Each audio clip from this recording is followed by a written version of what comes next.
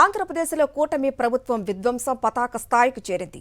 ఇప్పటికే వైఎస్ఆర్సీపీ కార్యకర్తలు మద్దతుదారులపై దాడులకు తెగబడుతున్న టీడీపీ శ్రేణులు పార్టీపై కక్ష సాధింపు చర్యలు ప్రారంభించారు. ఈ క్రమంలోనే తాడేపల్లిలో కొత్తగా నిర్మిస్తున్న వైఎస్ఆర్సీపీ కార్యాలయాన్ని సిఆర్డీఏ అధికారులు కూల్చేస్తున్నారు. ఉదయం 5:30 గంటల నుంచి బుల్డోజర్లు ప్రొక్లేయర్లతో కూల్చివేతలు కొనసాగుతున్నాయి. వైఎస్ఆర్సీపీ కార్యాలయం వద్ద భారీగా మోహరించిన పోలీసులు అక్కడికి ఎవరూ రాకుండా గేట్లు వేశారు. రైట్గా మరింత సమాచారం మా ప్రతినిధి రవీందర్ అందిస్తారు. రవీందర్, అయితే వైఎస్ఆర్ కాంగ్రెస్ పార్టీ కేంద్ర కార్యాలయం విధ్వంసం అనేది ఇంకా కొనసాగుతూనే ఉంది. ఈరోజు తెల్లవారుజామున 5:30 గంటల ప్రాంతంలో వచ్చినటువంటి పోలీస్ బలగాల సమక్షంలో పెద్ద ఎత్తున ఈ విధ్వంసాన్ని కొనసాగిస్తున్నారు. మనం విజువల్లో చూస్తూ ఉన్నాం. తాడేపల్లి మండలంలో ఉన్నటువంటి సీతానగరం ప్రాంతంలో ఈ నిర్మాణం జరుగుతుంది. గడిచిన కొంతకాలంగా ఇక్కడ వైఎస్ఆర్ కాంగ్రెస్ పార్టీ కేంద్ర కార్యాలయం తాలూకు నిర్మాణం పెద్ద ఎత్తున జరుగుతున్నటువంటి పరిస్థితి నేపథ్యంలో పూర్తి స్థాయిలో దీన్ని విధ్వంసం చేసేటువంటి కార్యక్రమానికి తెలుగుదేశం పార్టీ ప్రభుత్వం తెరదీసింది. ఈరోజు ఉదయం 5:30 గంటల ప్రాంతంలో వచ్చినటువంటి ప్రొక్లైన్లు మొత్తం అన్నిటిని కూడా విధ్వంసం చేస్తూ ఉన్న పరిస్థితి ఉంది. ఏ ఒక్క అధికారి కానీ ఇక్కడ అందుబాటులో కూడా లేరు. ఎందుకంటే ఈ రికార్డ్స్ సంబంధించి వారికి చూపించి ఈ విధ్వంసాన్ని ఆపేందుకు వైఎస్ఆర్ కాంగ్రెస్ పార్టీ నేతలు ప్రయత్నం చేసినప్పుడు కూడా ఇక్కడ ఆ రికార్డ్స్ కానీ ఆ పర్మిషన్లు కానీ వీటిని చూసేందుకు ఏ ఒక్క అధికారి కూడా అందుబాటులో లేరు. ఒక వ్యూహాత్మకంగా ఒక ప్లాన్ ప్రకారం దీన్ని ఆ విధ్వంసాన్ని కొనసాగిస్తున్నారు. ఇక్కడ కేవలం పోలీసులు మాత్రమే కనిపిస్తున్నారు. పోలీసుల బలగాలను చుట్టూతో రోడ్డుకి ఇరువైపులా పెట్టేసి ఇతర ఎవరిని కూడా ఇటువైపు రానికుండా ఈ విధ్వంసం అనేది కొనసాగిస్తూ ఉన్న పరిస్థితి కనిపిస్తుంది. నిన్న ఖచ్చితంగా 24 గంటలు కూడా గడవలేదు. ప్రత్యర్థుల మీద ఈ వేధింపులు కానీ ఇట్లాంటిది ఏమో లేకుండా పారదర్శక పాలన అందిస్తూ ఉంటూ ప్రమాణ స్వీకారం చేసి 24 గంటలు కూడా కాలేదు మంత్రులు, అట్లాగే వీరందరూ శాసనసభ్యులు అందరూ కూడా నిన్న అసెంబ్లీలో. కానీ ఈ 24 గంటల పని కక్ష సాధింపు అనేది యథేచ్ఛగా కొనసాగిస్తూనే ఉన్నారు. వైఎస్ఆర్ కాంగ్రెస్ పార్టీ కేంద్ర కార్యాలయం చంద్రబాబు నివాసానికి కొంచెం దగ్గరగా, అంటే చంద్రబాబు నివాసం నుంచి ఆయన తెలుగుదేశం పార్టీ సంబంధించినటువంటి కేంద్ర కార్యాలయానికి వెళ్లే దారిలో ఉందన్నటువంటి ఒక కారణంతో దీన్ని పూర్తి స్థాయిలో విధ్వంసం చేస్తూ ఉన్నారు. దీన్ని కూల్చివేస్తున్నారు. నిన్న దీనికి సంబంధించి హైకోర్టు కూడా వైఎస్ఆర్ కాంగ్రెస్ పార్టీ నాయకులు వెళ్లారు. ఈ సందర్భంగా హైకోర్టు చాలా స్పష్టంగా చెప్పింది, సిఆర్డీఏ చట్టాన్ని నిబంధనలను కాదని వ్యవహరిస్తే మాత్రం సహించేది లేదంటూ చాలా స్పష్టంగా హైకోర్టు కూడా ఒక హెచ్చరికలు జారీ చేసింది. అయినప్పుడు కూడా ఈ హెచ్చరికలను ఏమాత్రం పట్టించుకోకుండా ఈ విధ్వంసాన్ని కొనసాగిస్తూనే ఉంది చంద్రబాబు ప్రభుత్వం. మనం చూస్తూ ఉన్నాం. దాదాపు 95% పైగా బిల్డింగ్ ని నేల కూల్చేసింది. ఒక ఫ్లోర్ పూర్తిగా స్లాబ్ పూర్తయిపోయి రెండో ఫ్లోర్ కి స్లాబ్ వేసేందుకు రెడీ చేసినటువంటి పరిస్థితుల నేపథ్యంలో ఉన్న పలంగా వచ్చేసినటువంటి ఈ ప్రొక్లైన్లు బుల్డోజర్లతోటి పెద్ద ఎత్తున వీటిని కూల్చివేత కార్యక్రమాన్ని ప్రారంభించారు. రాత్రి దాదాపు 1 గంట సమయంలో ఒక ప్రొక్లైన్ మాత్రమే ఇక్కడ తీసుకొని వచ్చారు. ఆ సందర్భంగా ఇక్కడ కొంతమంది స్థానికులు అట్లాగే వైఎస్ఆర్ కాంగ్రెస్ పార్టీ సంబంధించినటువంటి నాయకులు దీన్ని అడ్డుకునే ప్రయత్నం చేసినప్పుడు ఎలాంటి కూల్చివేతలు మేము చేయటం లేదంటూ చెప్పిన పరిస్థితుంది. కానీ తెల్లవారేపాటి కంటే 5:30 గంటల ప్రాంతంలో మొత్తం మరొక 5 ప్రొక్లైన్లు తీసుకొచ్చారు. మొత్తం 6 తీసుకొని 6 ద్వారా పూర్తి స్థాయిలో దీన్ని విధ్వంసం అనేది మొదలుపెట్టారు. మరికొద్దిసేపట్లోనే ఇదే మార్గంలో నుంచి తెలుగుదేశం పార్టీ సంబంధించినటువంటి మంత్రులు, ఎమ్మెల్యేలు వీరందరూ కూడా సెక్రటరియట్ కి వెళ్లేటువంటి పరిస్థితులు ఉన్న నేపథ్యంలో వారందరూ ఇటువైపు చేరుకునే సమయానికి దీన్ని అంతా కూడా విధ్వంసం చేసేయాలి, ఇక్కడ ఆనవాళ్లు లేకుండా చేసేందుకు చంద్రబాబు ప్రభుత్వం ప్రయత్నం చేస్తూ ఉంది. ఒక ఆటవిక రాజ్యం ఇక్కడ కొనసాగుతున్నది చాలా స్పష్టంగా మనం అర్థం చేసుకోవచ్చు. పర్మిషన్ ఉన్నప్పటికీ, అనుమతులు పూర్తి స్థాయిలో తీసుకున్నప్పటికీ వాటన్నిటిని హైకోర్టు కూడా చూసి ధృవీకరించిన తర్వాత అయినప్పటికీ కూడా దీన్ని ధ్వంసం చేస్తున్నారంటే ఏ విధంగా ఒక కక్షగట్టి ఒక ఆటవిక రాజ్యాన్ని అరాచక పాలనను కొనసాగిస్తున్నారో మనం అర్థం చేసుకోవచ్చు. కేవలం చంద్రబాబు తన పార్టీ కార్యాలయానికి వెళ్లే దారిలో ఉందన్నటువంటి ఒక కారణంతో, తన ఇంటి నుంచి పార్టీ కార్యాలయానికి వెళ్లే దారిలో వైసీపీ కేంద్ర కార్యాలయం ఉందన్నటువంటి ఒకే ఒక కారణంతో దీన్ని ధ్వంసం చేస్తున్నటువంటి పరిస్థితి చూస్తున్నాం. చివరి అంకం కూడా పూర్తయిపోయింది. చూసాం, ఆ స్లాబ్ సంబంధించి ఇక పూర్తిగా క్లోజ్ అయిపోయింది. నేలమట్టం చేసేశారు.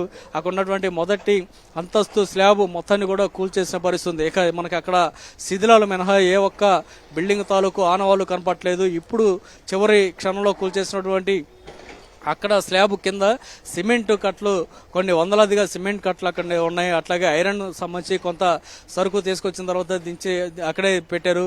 ఆ ఐరన్ కానీ ఇతర నిర్మాణ సామాగ్రి మొత్తం కూడా అక్కడే ఉంది. వాటి దేన్ని కూడా ఏ ఒక్కదాన్ని కూడా పక్కకు తీయనీయకుండానే మొత్తం అంతా కూడా విధ్వంసం చేస్తున్నటువంటి పరిస్థితిని మనం చూస్తున్నాం.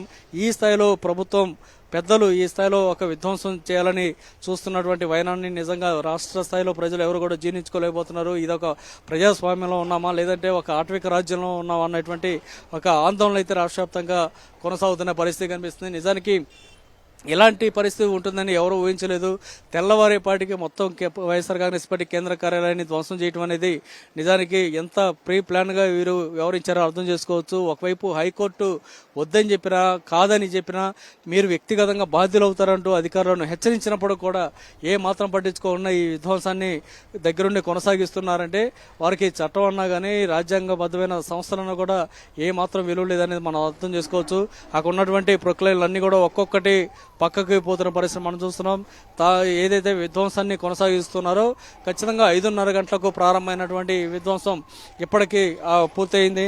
దాదాపు 7:30 సమయం కావస్తుంది. అంటే 2 గంటల సమయంలో మొత్తం అంతా కూడా విధ్వంసం చేశారు. మొత్తం నేల కూల్చేశారు. పార్టీ కేంద్ర కార్యాలయాన్ని 2వ అంతస్తు నిర్మాణం జరగబోతుంది. స్లాబ్ త్వరలోనే ఒక వారం రోజుల్లోనే 2వ అంతస్తు తాలూకు స్లాబ్ వేసేందుకు కూడా రెడీ చేస్తున్నటువంటి పరిస్థితుల నేపథ్యంలో ఉన్న పలంగా వచ్చి మొత్తం అంతా కూడా ధ్వంసం చేశారు. నేల కూల్చిన పరిస్థితి.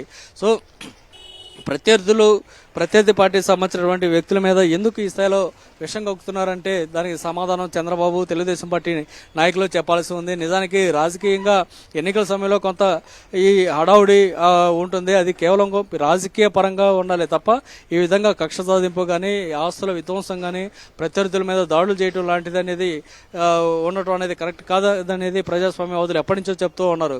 గతంలో మనం చూస్తే వైఎస్ జగన్మోహన్ రెడ్డి ముఖ్యమంత్రిగా ఉన్న సమయంలో తన పరిపాలన సంబంధించి అప్పట్లో ఆయన పార్టీలోనే ఉన్నటువంటి కోటరెడ్డి శ్రీధర్ రెడ్డి సంబంధించి ఒక అధికారి మీద అనుచితంగా వ్యవహరించారన్న కారణంతో ఆయన్ని మీద కేసు నమోదు చేసి అరెస్టు కూడా చేయించిన పరిస్థితి గతంలో జరిగింది. అట్లాగే ప్రజా సంక్షేమానికి సంబంధించి కులం చూడడం, మతం చూడడం, ప్రాంతం చూడడం, రాజకీయాలు అసలే చూడడం అంటూ వైఎస్ జగన్ తన 5 ఏళ్ల పరిపాలన చేశారు. తెలుగుదేశం పార్టీకి సంబంధించినటువంటి సానుభూతి పరులు పక్కా కార్యకర్తలు అయినప్పటికీ కూడా వారికి కూడా సంక్షేమ పథకాన్ని అందించిన పరిస్థితి గడిచిన 5 ఏళ్లలో మనం చూసాం. కానీ ఇప్పుడు మాత్రం కేవలం మా పార్టీకి సంబంధించినటువంటి కార్యకర్తలకు నాయకులు మాత్రమే సంక్షేమ ఫలాలు అందాలనేది పార్టీ ఉద్దేశంగా కనిపిస్తుంది. మరోవైపు ప్రత్యర్థులను పూర్తి స్థాయిలో వారిని నిర్వీర్యం చేయాలి, వారిని మీద టార్గెట్ చేసుకుని వారిని నాశనం చేయాలనేటువంటి ఒక లక్ష్యంతో ఈ విధంగా వ్యవహరిస్తున్నారనేది చాలా స్పష్టంగా అర్థమవుతుంది. అందులో భాగంగానే వైఎస్ఆర్ కాంగ్రెస్ పార్టీ కేంద్ర కార్యాలయాన్ని తాడేపల్లి మండలం సీతానగరంలో ఉన్నటువంటి ఈ పార్టీ కేంద్ర కార్యాలయాన్ని పూర్తిగా ధ్వంసం చేశారు. ఇక్కడ మనం చూస్తుంటే కనుక ప్రక్రియలన్నీ కూడా పూర్తిగా ఇక శాంతించినట్టు కనిపిస్తుంది. ఒక విధ్వంసాన్ని యుద్ధ ప్రాతిపదికన చేసి దాదాపు 2 గంటల సమయం యుద్ధ ప్రాతిపదికన మొత్తం విధ్వంసాన్ని కొనసాగించినటువంటి ఈ ప్రొక్లైన్లు బుల్టేజర్లు అన్నీ కూడా కొంచెం శాంతించిన పరిస్థితి. ఒక 2 ప్రొక్లైన్లు మాత్రమే అక్కడ ఉన్నటువంటి కొన్ని శిథిలాలను పక్కకి తరలించే ప్రయత్నం చేస్తుంది తప్ప మిగతా అంతా కూడా ఈ విధ్వంసం అనేది నేల కూల్చడం అనేది పూర్తయిన నేపథ్యంలో ఇవన్నీ కూడా కొంచెం శాంతించి పక్కకు వచ్చిన పరిస్థితి. అంటే మనం చూస్తూ ఉండవచ్చు మరికొసేపు ఇటువైపు నుంచే పార్టీకి అంటే తెలుగుదేశం పార్టీకి సంబంధించినటువంటి మంత్రులు ఇతర అధికారులు ఇటువైపు నుంచే సెక్రటేరియట్కి వెళ్ళబోతున్న పరిస్థితి నేపథ్యంలో వారు వచ్చే సమయానికి ఇక్కడ ఈ విధ్వంసం తాలూకు ఆనవాలు కూడా ఉండకుండా చేసే ప్రయత్నం జరుగుతుంది. ఇప్పటికే ఇక్కడ జరుగుతున్నటువంటి విధ్వంసం నేల కూలుస్తున్నటువంటి వైనం రాష్ట్ర వ్యాప్తంగా ప్రజలకు వైఎస్ఆర్ కాంగ్రెస్ పార్టీ కార్యకర్తలకు తెలిసే లోపుగానే మొత్తం అంతా కూడా ఈ కూల్చివేత కార్యక్రమాన్ని పనిని పూర్తి చేశారు. రోడ్డుకి ఇరువైపులా మొత్తం బంద్ చేసేసి పార్టీకి సంబంధించినటువంటి కార్యకర్తలు కానీ నాయకులు కానీ రానికుండా కేవలం ఈ ప్రాంతానికి సంబంధించినటువంటి స్థానికులకు మాత్రమే అవకాశం కల్పించే విధంగా పోలీసు బలగాలు 2 వైపులా మోహరించారు. ఇక్కడ సిఆర్డీఏ అధికారులు కానీ మున్సిపల్ శాఖ సంబంధించినటువంటి అధికారులు కానీ ఏ ఒక్కరూ లేరు. కేవలం పోలీసు బలగాల ఆధ్వర్యంలోనే ఈ మొత్తం విధ్వంసాన్ని కొనసాగిస్తున్న పరిస్థితి మనం చూస్తున్నాం. మరికొద్దిసేపట్లోనే ఈ వైపు నుంచే మంత్రులు కూడా వెళ్ళబోతున్న పరిస్థితి. ఇంత ముందు చెప్పుకున్నట్టే చంద్రబాబు నాయుడు తాను అక్రమ నివాసంలో కట్టడంలో ఆయన నివాసం ఉంటేనే మరోవైపు తెలుగుదేశం పార్టీ కేంద్ర కార్యాలయం కూడా అక్కడ చెరువు స్థలాన్ని పోరంబోగు స్థలాన్ని ఆక్రమించి తెలుగుదేశం పార్టీ కేంద్ర కార్యాలయాన్ని నిర్మించారు. దాని తాలూకు కేసు ఇప్పటికీ హైకోర్టులో కొనసాగుతూనే ఉంది. ఒకవైపు ఆయన నివాసం ఉంటున్నటువంటి భవనం అక్రమ భవనం, అట్లాగే పార్టీ కేంద్ర కార్యాలయం కూడా అక్రమ నిర్మాణం అనేది రాష్ట్ర వ్యాప్తంగా ప్రజలు తెలుసు. హైకోర్టులో దీని తాలూకు కేసులు నడుస్తూ ఉన్నాయి. అయినప్పటికీ ఇంటి దగ్గర నుంచి ఆయన పార్టీ కేంద్ర కార్యాలయానికి వెళ్లే దారిలో కనిపించే వైసీపీ కేంద్ర కార్యాలయాన్ని విధ్వంసం చేయాలి, ఎక్కడ దాని నిర్మాణం జరగకూడదనేటువంటి ఒక లక్ష్యంతో పార్టీకి సంబంధించినటువంటి నేతల ఆదేశాలతో ఈ విధ్వంసం అనేది కొనసాగుతుంది. ఈ రోజు కోర్టుకు వెళ్ళడానికి కూడా వీలు లేకుండా శని ఆదివారాలు అనేది చూసి ఈ విధంగా వ్యవహరించారు. అప్పటికి నిన్న వైఎస్ఆర్ కాంగ్రెస్ పార్టీ సంబంధించినటువంటి న్యాయవాది పొనవల్లు సుధాకర్ రెడ్డి హైకోర్టును ఆశ్రయించిన నేపథ్యంలో హైకోర్టు కూడా చాలా స్పష్టంగా చెప్పింది, సిఆర్డీఏ చట్టం ప్రకారం 115వ సెక్షన్ ప్రకారం మీరు నోటీసులు ఇవ్వకుండా ఏ విధ్వంసానికి పాల్పడినా కూడా వ్యక్తిగతంగా మీరే బాధ్యులవుతారంటూ సిఆర్డీఏ కమిషనర్తో పాటు మున్సిపల్ శాఖ అధికారులను కూడా హైకోర్టు హెచ్చరించింది. అయినప్పుడు కూడా అలాంటి ఆదేశాలు ఇంకా రిటర్న్ గా మాకు రాలేదనేటువంటి ఒక కారణం, ఒక సాకు చూపిస్తూ వాటన్నిటిని కూడా విధ్వంసం చేసిన పరిస్థితి. మున్సిపల్ కమిషనర్ అయితే తన 2 సెల్ ఫోన్లు కూడా పూర్తిగా స్విచ్ ఆఫ్ చేసి ఆయన కూర్చున్న పరిస్థితి. సో ఇప్పుడు ఇక్కడికి కొన్ని రికార్డ్స్ తీసుకొచ్చి చూపించే ప్రయత్నం చేసినా కూడా చూసేందుకు కూడా ఏ ఒక్క అధికారి, సిఆర్డీఏ కమిషనర్ కానీ మున్సిపల్ శాఖ అధికారులు కానీ ఎవరు కూడా లేరు. సిఆర్డీఏ అధికారులు ఇచ్చినటువంటి ప్రొసీడింగ్స్ ఏవైతే ఉన్నాయో వాటిని పూర్తి స్థాయిలో మున్సిపల్ అధికారులు అమలు చేశారు. వారు కూడా ఇక్కడికి రాకుండా పోలీసు బలగాల ఆధ్వర్యంలోనే మొత్తం 6 బుల్డోజర్లు తీసుకొచ్చి మొత్తం విధ్వంసాన్ని 2 గంటల సమయంలోనే చేసేసిన పరిస్థితి. తెల్లవారేపాటికి రాష్ట్ర వ్యాప్తంగా ప్రజలకు తెలిసేలోపే ఏం జరిగిందో ప్రజలందరికీ తెలిసేలోపే మొత్తం విధ్వంసాన్ని కొనసాగించిన పరిస్థితి కనిపిస్తే దాదాపు 2 గంటల సమయంలోనే మొత్తం 6 బుల్డోజర్ల ద్వారా వైఎస్ఆర్ కాంగ్రెస్ పార్టీ కేంద్ర కార్యాలయాన్ని నేలకూల్చేశారు. హరిత.